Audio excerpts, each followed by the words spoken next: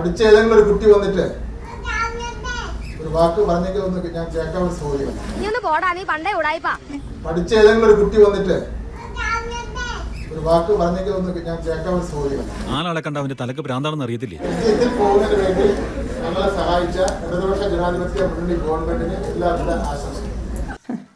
അടിപൊളി. അതിച്ചിരി കൂടുതലല്ലേ?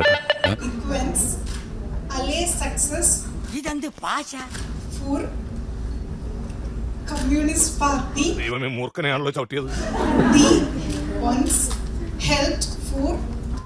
ഇത്രയും വലിയ ഗതികെട്ടവൻ ഈ ലോകത്ത് വേറെ ആരെങ്കിലും ഉണ്ടാവും എന്റെ കർത്താവേ.